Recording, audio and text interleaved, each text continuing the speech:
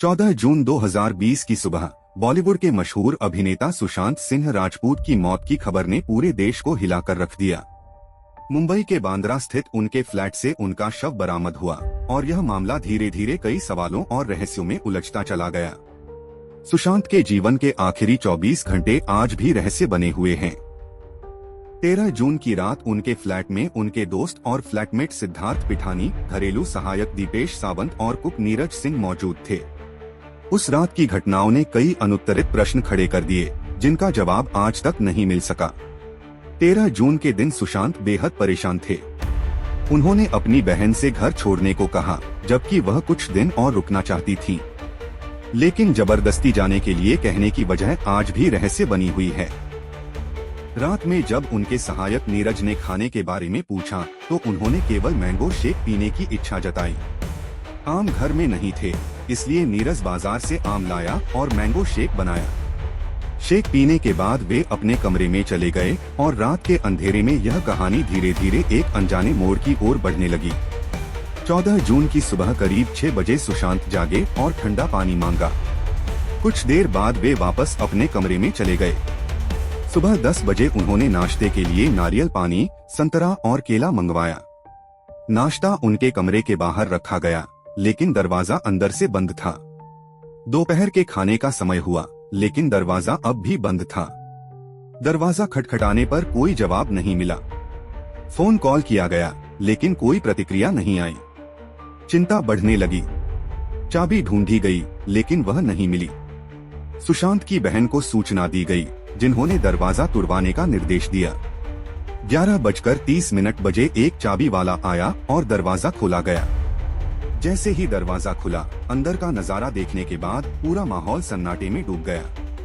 12 बजे पुलिस को सूचना दी गई। जब पुलिस मौके पर पहुंची तो पाया कि शव पंखे से लटका हुआ था, लेकिन यहाँ भी कई सवाल थे। लटकने की स्थिति सामान्य नहीं थी और सीसीटीवी कैमरे उस दिन काम नहीं कर रहे थे। दोपहर 1 बजे शव को कूपर अस्पताल ले जाया गया। पोस्टमार्टम रिपोर्ट शाम को तैयार हुई, लेकिन उसमें मौत का समय दर्ज नहीं था। गले पर मिले निशान आत्महत्या के बजाय गला दबाने जैसे लग रहे थे, जिससे यह मामला और भी रहस्यमय हो गया। जब सुशांत के दोस्तों और घर के अन्य सदस्यों को कमरे में घुसने की अनुमति दी गई तो माहौल में एक गहरा तनाव था। कमरे में चीजें अस्त व्यस्त थीं। बेड के पास पानी की बोतलें, दवाइयाँ और कुछ पेपर बिखरे हुए थे। लेकिन सबसे महत्वपूर्ण बात यह थी कि कमरे में संघर्ष के कोई साफ निशान नहीं थे। नीरज, दीपेश और सिद्धार्थ के बयानों में कई विरोधाभास थे। कोई कहता कि सुशांत रात को ठीक थे, तो कोई कहता कि वह मानसिक रूप से परेशान थे। उनके मनोवैज्ञानिक स्थिति पर भी सवाल उठे। आखिर सच क्या था? क्या सुशांत वाकई में डिप्रेशन में थे या फिर यह कहानी बाद में बनाई गई? पोस्टमार्टम रिपोर्ट में मृत्यु का समय स्पष्ट नहीं किया गया, जिससे संदेह और बढ़ गया। रिपोर्ट के अनुसार सुशांत के गले पर मौजूद निशान सामान्य फांसी के निशानों की तरह नहीं थे, बल्कि वे गला दबाने से होने वाले निशानों की तरह लग रहे थे। इस तथ्य ने पूरे मामले को और भी रहस्यमय बना दिया। इसके अलावा उनके शरीर पर कुछ चोटों के निशान भी पाए गए। सवाल यह उठता है कि ये चोटें कैसे आईं? क्या यह आत्महत्या थी या फिर हत्या को आत्महत्या का रूप दिया गया? सुशांत की बहन श्वेता सिंह कीर्ति लगातार सोशल मीडिया पर न्याय की मांग कर रही हैं। उनके अनुसार सुशांत एक जिंदादिल और सकारात्मक सोच वाला इंसान था। वह कभी हार मानने वालों में से नहीं था।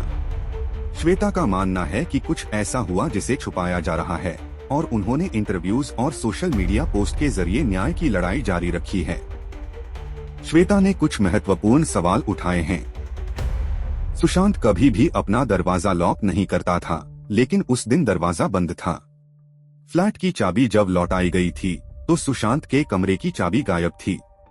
उनके अपार्टमेंट के सीसीटीवी कैमरे काम नहीं कर रहे थे। क्या यह सब सिर्फ एक संयोग था या फिर किसी गहरी साजिश का हिस्सा?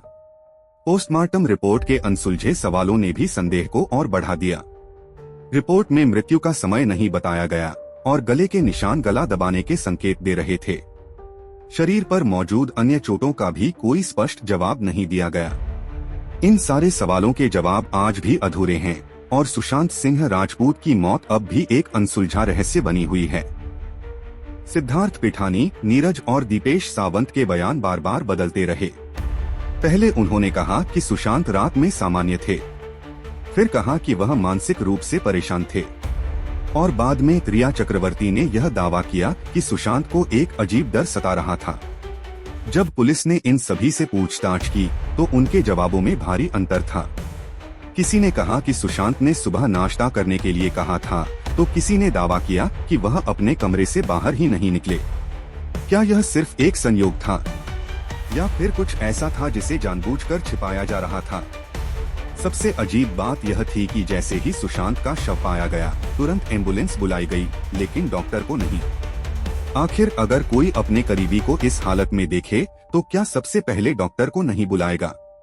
क्यों सबूतों के साथ छेड़छाड़ की गई?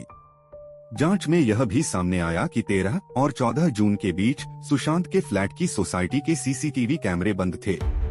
इतना ही नहीं, सुशांत के फोन का डेटा भी डिलीट किया गया था। क्या यह सब महज एक इत्तेफाक था या फिर कोई बड़ा षड्यंत्र रचा गया था? दिशा सालियान की रहस्यमयी मौत हुई 8 जून को।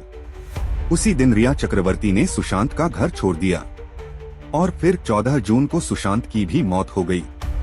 क्या यह केवल संयोग था या फिर दिशा की मौत और सुशांत के डर के पीछे कोई गहरी साजिश थी?